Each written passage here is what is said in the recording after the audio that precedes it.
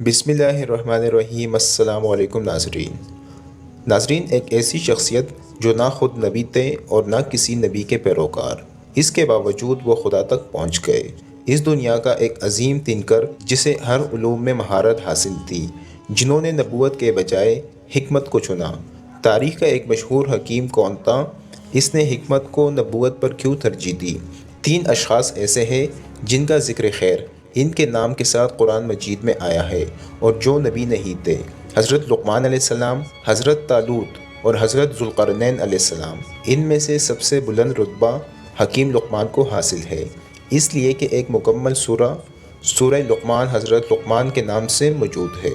اس سورت کا دوسرا رکوع حضرت لقمان کی نصیحتوں پر مشتمل ہے۔ آپ کی نصیحتیں اللہ تعالیٰ کو اتنی پسند آئی کہ اللہ نے انہیں قرآن مجید کی آیاتوں میں اتار دیا۔ حضرت لقمان نے فرمایا: اے میرے بیٹے، اللہ کے ساتھ عبادت میں دوسروں کو شریک مت کرنا، بے شک اللہ کے ساتھ دوسروں کو شریک کرنا گناہ عظیم ہے۔ اے میرے پیارے بیٹے، چاہے کوئی عمل رائے کے دانے کے برابر کسی چٹان یا پھر آسمان و زمین میں کسی بھی جگہ چھپا ہو، اللہ اسے تمہارے سامنے لے آئے گا۔ بے شک اللہ بڑی حکمت والا اور ہر شے سے واقف ہے۔ اے میرے پیارے بیٹے، نماز ادا کیا کرو، نیکی کا حکم دو اور برائی سے روکو۔ جو کچھ بھی تمہیں نیکی کے راستے میں بھگتنا پڑے، خندہ پیشانی سے برداشت کرو۔ بے شک یہ وہ عہد ہے جس کی تمہیں پاسداری کرنی ہے، اور لوگوں کے سامنے اپنی ناک اونچی مت کرنا۔ زمین پر کبھی اکڑ کر مت چلنا، بے شک اللہ تعالیٰ کسی مغرور اور شیخیاں بگاڑنے والے شخص کو پسند نہیں فرماتا۔ اپنی رفتار معتدل رکھو اور اپنی آواز نیچے رکھو، کیونکہ تمام تر آوازوں میں سب سے بدترین آواز گدھے کی ہے۔ بہت سی حکایات اور سبق آموز واقعات میں بھی آپ نے حکیم لقمان کا نام تو سنا ہی ہوگا، لیکن بہت کم ہی لوگ اس بات سے واقف ہیں کہ حضرت حکیم لقمان اصل میں کون ہے۔ یہی ہماری آج کی ویڈیو کا موضوع ہوگا، پر ویڈیو میں آگے بڑھنے سے پہلے اگر آپ ہمارے چینل پر نئے ہیں تو برائے مہربانی ہمارے چینل info@miraj کو سبسکرائب کریں، جہاں پر آپ کو اسلامک ہسٹری اور دنیا بھر کی منفرد معلومات پر مبنی ویڈیوز ملتی رہے گی۔ ناظرین، دراصل زمانہ قدیم سے ہی حکیم لقمان کے اقوال اور نصیحتیں بہت مشہور تھیں، اور لوگوں نے ہر علاقے اور ہر زمانے میں ان اقوال کو یاد کر کے اور سنا کر انہیں تاریخ میں زندہ رکھا۔ حکیم لقمان افریقی نسل تھے اور آپ کا تعلق سوڈان سے تھا۔ ایک روایت کے مطابق وہ حضرت ابراہیم علیہ السلام کے چچا کے اولادوں میں سے تھے اور حضرت ایوب علیہ السلام کے بانجے یا خالازاد بھائی تھے۔ دوسری روایت سے پتہ چلتا ہے کہ آپ حضرت داؤد علیہ السلام کے زمانے میں بھی موجود رہے۔ آپ افریقی نسل تھے اور ایک غلام کی حیثیت سے عرب آئے تھے۔ ایک روایت میں آتا ہے کہ آپ شکل و صورت کے اعتبار سے اچھے نہیں تھے، یعنی عموماً جیسے افریقی لوگ سیاہ رنگ کے یا چھوٹے قد کے ہوتے ہیں، آپ کی ساکھ بھی کچھ اسی طرح تھی، لیکن آپ کی حکمت اور دانائی کے سمندر تھے۔ جیسا کہ سعید بن مسیب نے ایک حبشی سے کہا تھا کہ تو اس بات پر غمزدہ نہ ہو کہ تو کالا حبشی ہے، اس لیے کہ حبشیوں میں 3 آدمی دنیا کے سب سے بہترین انسان ہوئے ہیں: حضرت بلال حبشی، حضرت عمر فاروق کا غلام مہجہ اور حکیم لقمان۔ روایتوں کے مطابق حضرت لقمان نے حضرت داؤد علیہ السلام کا زمانہ پایا تھا اور بنی اسرائیل میں قاضی بھی رہے۔ آپ کا زمانہ 3000 قبل مسیح کا ہے۔ اللہ نے حضرت لقمان کو ہر وہ چیز عطا فرمائی تھی جو اس زمانے کے انسانوں میں کسی کو عطا نہیں ہوئی۔ اللہ نے انہیں 100 انسانوں کے برابر عقل و ادراک فرمایا تھا۔ حضرت لقمان کے متعلق لکھا گیا ہے کہ اللہ نے انہیں جڑی بوٹیوں میں حاصیت کا علم بھی عطا کیا تھا۔ حکیم لقمان نے علم طب یعنی میڈیکل سائنس کی بنیاد بھی رکھی تھی۔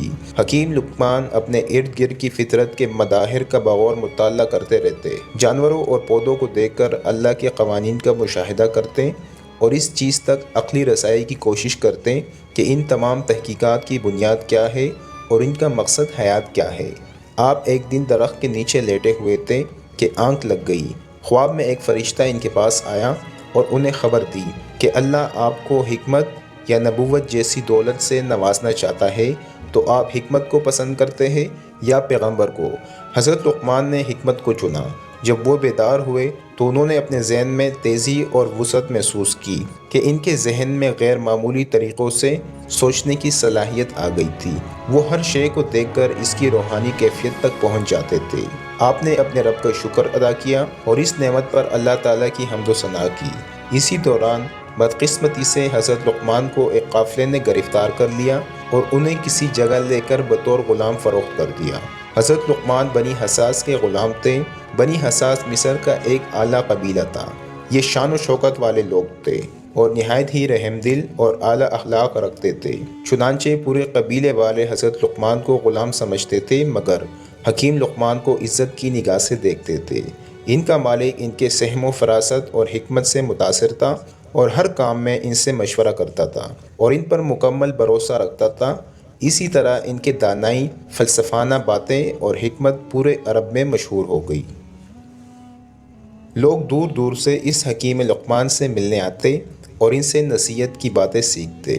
ایک دفعہ حضرت لقمان سے سوال کیا گیا کہ آپ نے نبوت کے بجائے حکمت کیوں اختیار کی؟ تو جواب دیا، اگر اللہ مجھے نبی بنا دیتا تو اور بات تھی، ممکن تھا کہ میں منصب نبوت کو نبھا جاتا، لیکن جب مجھے اختیار دیا گیا تو مجھے ڈر ہوا کہ کہیں ایسا نہ ہو کہ میں نبوت کا بوجھ نہ اٹھا سکوں، اس لیے میں نے حکمت کو ہی چنا۔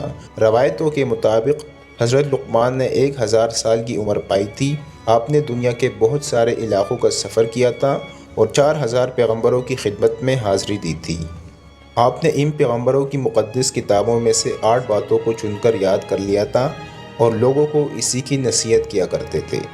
وہ 8 باتیں یہ تھی: جب تم نماز پڑھو تو اپنے دل کی حفاظت کرو، جب تم کھانا کھاؤ تو اپنے حلق کی حفاظت کرو، جب تم کسی غیر کے مکان میں رہو تو اپنی آنکھوں کی حفاظت کرو، جب تم لوگوں کے مجلس میں رہو تو اپنی زبان کی حفاظت کرو، اللہ تعالیٰ کو ہمیشہ یاد رکھو، اپنی موت کو ہمیشہ یاد کرتے رہا کرو، اپنے احسانوں کو بلا دو اور دوسروں کے ظلم کو فراموش کرو۔ بعض اہل عرب مصنف اور شاعروں کے پاس صحیفہ لقمان موجود تھی۔ لہٰذا روایتوں میں آتا ہے کہ ہجرت سے 3 سال قبل مدینہ کا ایک شخص نبی کریم صلی اللہ علیہ وآلہ وسلم سے بہت متاثر ہوا۔ اس کا نام سوید بن سامت تھا۔ وہ حج کے لیے مکہ گیا۔ جب وہ مکہ پہنچا تو اس وقت نبی کریم صلی اللہ علیہ وآلہ وسلم حاجیوں کو دعوت اسلام دے رہے تھے اور سوید نے آپ کی ایک تقریر بھی سنی، جس کے بعد اس نے نبی صلی اللہ علیہ وآلہ وسلم سے ملاقات کی اور کہا، آپ جو باتیں پیش کر رہے ہیں ایسے ہی چیز میرے پاس بھی ہے۔ آپ صلی اللہ علیہ وآلہ وسلم نے پوچھا، وہ کیا ہے؟ اس نے کہا، صحیفہ لقمان۔ پھر اس نے نبی کے کہنے پر اس صحیفے کے کچھ حصوں کو پڑھ کر سنایا۔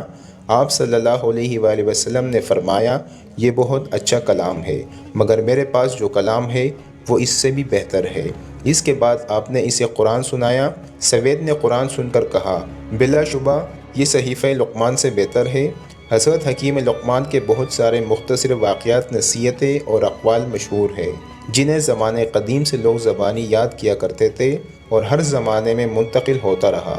آج ان واقعات اور نصیحتوں کو بہت ساری کتابوں میں جمع کیا گیا ہے، جسے ہر شخص کو اپنی زندگی میں ایک مرتبہ ضرور پڑھنی چاہیے۔ ناظرین، اسی امید کے ساتھ اجازت دیجیے کہ آپ کو ہماری یہ ویڈیو پسند آئی ہوگی۔ مزید اس طرح کی ویڈیو کے لیے ہمارا چینل سبسکرائب کرنا نہ بھولیے۔